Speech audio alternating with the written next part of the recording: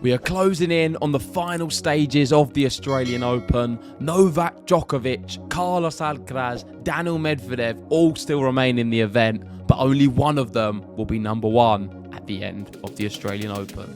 Here we go. We've got Ollie Patone on Twitter giving us the Australian Open ATP World No.1 scenarios.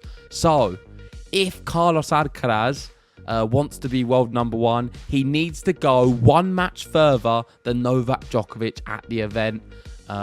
Or if he wins the final and Novak makes the final. So if they both get to the final and Alcaraz beats him, he will be the new world number one. Daniil Medvedev will be number one if he wins the tournament and both Alcaraz and Djokovic lose in the quarterfinals. So, as I'm releasing this video, Djokovic has already won his quarterfinal. Therefore, Daniil Medvedev can no longer become world number one.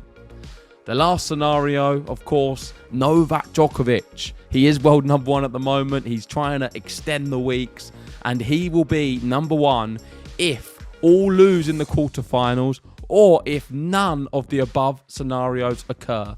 So, in essence, if Djokovic can win this whole event, of course, it doesn't matter at all. He'll be number one.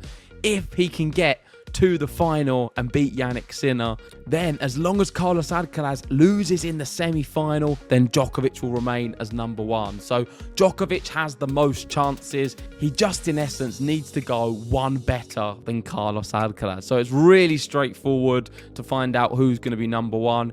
If Carlos can get through his quarterfinal and semi-final, then he will be in the final. If that is Djokovic, then that is pretty much a shootout for world number one as well. There we go. That's the news. It's just a quick one. Of course, Novak Djokovic at the moment is the big favourite for world number one. He's also the favourite for the Australian Open, but I honestly think he could be in trouble with Jannik Sinner the way he's performing at the moment, and of course, Carlos Alcaraz and even Daniil Medvedev. It's going to be tough.